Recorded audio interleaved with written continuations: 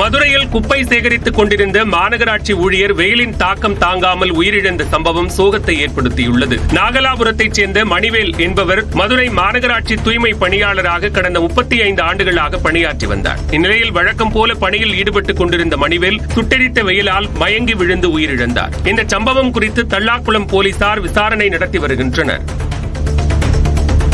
கிருஷ்ணகிரி மாவட்டம் ஊத்தங்கரையில் குடியிருப்பு பகுதியில் பாறைகளை வெடிக்க வைத்த வெடியால் வீடுகள் சேதமடைந்தன. எம்ஜிஆர் நகர் குடியிருப்பு பகுதியில் உள்ள வீட்டு கழிவறைக்கு குழி தோண்டுவதற்காக பாறைகளுக்கு வெடி வைத்துள்ளனர். இந்த வெடி வெடித்ததால் அருகில் உள்ள வீட்டின் சுவற்றில் விரிசல் ஏற்பட்டுள்ளது. தகவல் அறிந்து வந்த காவல்துறையினர் 2 பேரை பிடித்து சக்தி வாய்ந்த வெடிமருந்து எங்கிருந்து கிடைத்தது, யாரிடம் அனுமதி பெற்று குடியிருப்பு பகுதியில் வெடிகளை வெடிக்கச் செய்தனர் என்று விசாரணை மேற்கொண்டு வருகின்றனர்.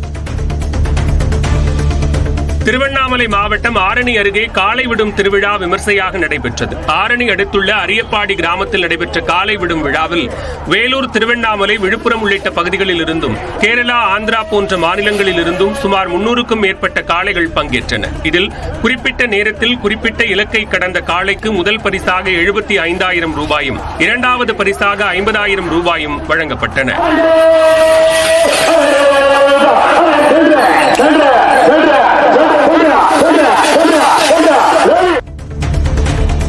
காதலுக்கு இடையூறாக இருந்ததால் 1.5 வயது பெண் குழந்தையை கொன்றுவிட்டு நாமக்கல் மாவட்டம் பள்ளிப்பாளையத்தில் பதுங்கியிருந்த ஜார்க்கண்ட் மாநில பெண் கைது செய்யப்பட்டார். ஜார்க்கண்டை சேர்ந்த துகிபோத்ரா என்பவர் திருமணத்திற்கு முன்பு வெப்படையில் தங்கி நூற்பாலையில் பணியாற்றி வந்தார். திருமணம் முடிந்த பின் சொந்த ஊருக்கு சென்ற நிலையில் குழந்தை பிறந்த பின் அங்கு வேறு ஒரு நபருடன் தொடர்பு ஏற்பட்டுள்ளது. இதற்கு இடையூறாக இருந்த தனது பெண் குழந்தையை கொன்று குட்டையில் வீசிய துகிபோத்ரா காதலனுடன் மீண்டும் வெப்படைக்கு வந்து நூற்பாலையில் தங்கியுள்ளார். இதுகுறித்து தகவல் அறிந்து வந்த ஜார்க்கண்ட் காவல்துறையினர் அவரை கைது செய்தனர். கோவையில் அதிவேகமாக வந்த தனியார் பேருந்து முன்னால் சென்ற டிராக்டர் மீது மோதிய விபத்தால் பரபரப்பு ஏற்பட்டது. கோவை ரயில் நிலையம் பின்புறம் உள்ள குட்செட் சாலையில் சென்று கொண்டிருந்த தனியார் பேருந்து முன்னால் சென்ற டிராக்டர் மீது மோதியது. இதனால் பேருந்தின் முன்பக்க கண்ணாடி உடைந்தது. நல்வாய்ப்பாக ஓட்டுநருக்கும் பயணிகளுக்கும் எந்த பாதிப்பும் ஏற்படவில்லை. இந்த விபத்தால் சிறிது நேரம் போக்குவரத்து பாதிக்கப்பட்டது. திருப்பூரில் தனியார் மினி பேருந்தில் பயணியை நடத்துனரும் ஓட்டுநரும் சரமாரியாக தாக்கிய வீடியோ வெளியாகியுள்ளது.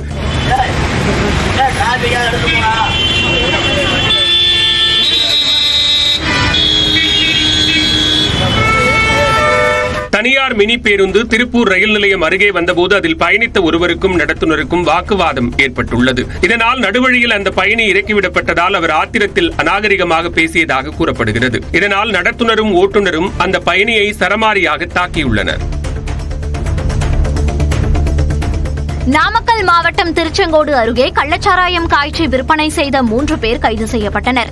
குன்னமலை மற்றும் கொண்டரசம்பாளையம் பகுதிகளில் காவல்துறையினர் நடத்திய சோதனையில் முத்துசாமி, தங்கவேல், சாமிநாதன் ஆகியோர் கள்ளச்சாராய விற்பனையில் ஈடுபட்டது தெரியவந்தது. இதையடுத்து அவர்களை கைது செய்த காவல்துறையினர் விவசாய தோட்டத்தில் பதுக்கி வைத்திருந்த 20 லிட்டர் கள்ளச்சாராயம் மற்றும் 50 லிட்டர் ஊரலை பறிமுதல் செய்தனர்.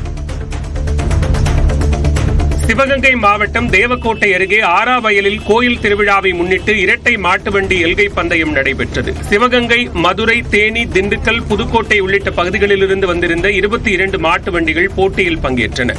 பெரிய மாட்டு வண்டிகளுக்கு 8 மைல் தூரமும், சின்ன மாட்டு வண்டிகளுக்கு 6 மைல் தூரமும் போட்டி நடத்தப்பட்டு பரிசுகள் வழங்கப்பட்டது.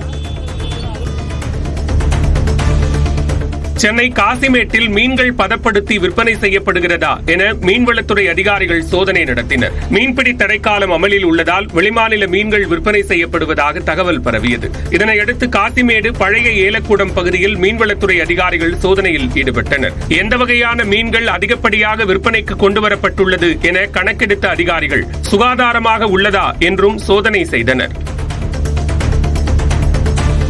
செங்கல்பட்டு மாவட்டம் வசுவசமுத்திரம் கிராமத்தில் எம்எல்ஏ பாபுவுக்கு சொந்தமான நிலத்தில் அமைக்கப்பட்டிருந்த மின் வேலியில் சிக்கி இளைஞர் உயிரிழந்தார். எம்எல்ஏவுக்கு சொந்தமான விவசாய நிலத்தில் காட்டுப்பன்றி தொல்லையை கட்டுப்படுத்த மின்வேலி அமைக்கப்பட்டிருந்ததாக கூறப்படுகிறது. இந்நிலையில் அதே பகுதியைச் சேர்ந்த குணசேகரன் என்பவர் உறவினரின் வயலில் தண்ணீர் பாய்ச்சுவதற்காக இரவில் விளைநிலங்கள் வழியே சென்றபோது மின்வேலியில் சிக்கி துடிதுடித்து உயிரிழந்தார். உறவினர்கள் கொடுத்த புகாரின் பேரில் வழக்கு பதிவு செய்த காவல்துறையினர் விசாரணை மேற்கொண்டு வருகின்றனர். பெரம்பலூர் அருகே மருவத்தூரில் பட்டியில் ஏற்பட்ட தீ விபத்தில் அங்கு அடைத்து வைக்கப்பட்டிருந்த 17 ஆட்டுக்குட்டிகள் உடல் கருகி உயிரிழந்தது சோகத்தை ஏற்படுத்தியது. தவசி என்பவர் 200க்கும் மேற்பட்ட செம்மறி ஆடுகளை வளர்த்து வருகிறார். இவர் ஆடுகளை மேய்ச்சலுக்கு ஓட்டிச் சென்றுவிட்டு 17 குட்டிகளை பட்டியில் கொடாப்பு எனப்படும் கூண்டில் மூடி வைத்துள்ளார். இந்நிலையில் அருகே உள்ள வயலை சுத்தம் செய்த உரிமையாளர் சங்கர் சோள தட்டைகளுக்கு தீ வைத்துள்ளார். அப்போது கொடாப்பு கூண்டிற்கு தீ பரவி 17 ஆட்டுக்குட்டிகளும் தீயில் கருகின. இதுகுறித்து காவல் நிலையத்தில் புகார் அளித்த நிலையில் விசாரணை நடைபெற்று வருகிறது. டெல்லியில் அடுக்குமாடி குடியிருப்பில் ஏற்பட்ட பயங்கர தீ விபத்தில் 2 பேர் பரிதாபமாக உயிரிழந்தனர். ரோகிணி செக்டார் 17 உள்ள அடுக்குமாடி குடியிருப்பில் காலை 11 மணியளவில் தீ விபத்து ஏற்பட்டது. இதனால் அந்த பகுதி முழுவதும் புகை மண்டலமாக காட்சியளித்தது. இதனையடுத்து தீயின் தீவிரத்தை அறிந்து 25 தீயணைப்பு வாகனங்கள் உதவியுடன் தீயை அணைக்கும் பணியில் வீரர்கள் முழுவீச்சில் இறங்கினர். வாகனங்கள் செல்ல முடியாத அளவிற்கு பாதை இருந்ததால் வீரர்கள் சற்று சிரமத்தை சந்தித்தனர். இந்த தீ விபத்தில் 2 பேர் உயிரிழந்ததாக காவல்துறை தெரிவித்துள்ளது. மேலும் காயமடைந்த 2 குழந்தைகள் மருத்துவமனையில் அனுமதிக்கப்பட்டுள்ளனர். உத்தரப்பிரதேச மாநிலம் காசியாபாத்தில் கார் ஷோரூமில் ஏற்பட்ட தீ விபத்தில் 5க்கும் மேற்பட்ட கார்கள் நெருப்புக்கு இரையாகின. மீரட் சாலையில் செயல்படும் டொயோட்டோ கார் விற்பனை நிலையத்தில் சனிக்கிழமை இரவு திடீரென தீ விபத்து ஏற்பட்டது. இதில் அங்கு நிறுத்தி வைக்கப்பட்டிருந்த 5 புதிய வாகனங்கள் தீயில் எரிந்தன. தகவல் அறிந்து சென்ற தீயணைப்பு வீரர்கள் நீண்ட நேரம் போராடி தீயை கட்டுக்குள் கொண்டு வந்தனர். மின்கசிவு காரணமாக தீ விபத்து ஏற்பட்டதாக கூறப்படுகிறது.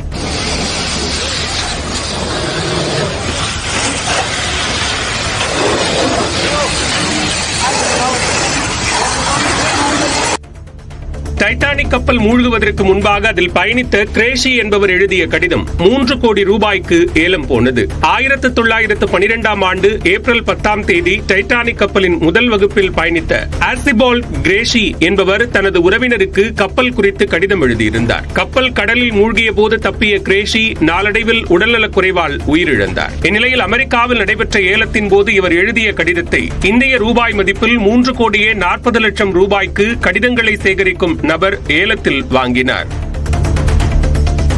தூத்துக்குடி மாவட்டம் கோவில்பட்டி அருகே தேசிய நெடுஞ்சாலையில் சிமெண்ட் மூட்டை ஏற்றி வந்த லாரி நடுவே இருந்த தடுப்புகளின் மீது விபத்திற்குள்ளானது. விருதுநகர் மாவட்டம் RR நகரில் உள்ள தனியார் சிமெண்ட் ஆலையிலிருந்து கன்னியாகுமரி மாவட்டம் மார்த்தாண்டத்திற்கு லாரி மூலமாக சிமெண்ட் மூட்டைகள் எடுத்துச் செல்லப்பட்டன. இந்த லாரி இனாம் மணியாச்சி அருகே வந்தபோது திடீரென பழுது ஏற்பட்டு சாலை தடுப்புகளின் மீது மோதி நின்றது. நல்வாய்ப்பாக லாரி ஓட்டுநர் விபின் காயம் ஏதுமின்றி உயிர் தப்பினார்.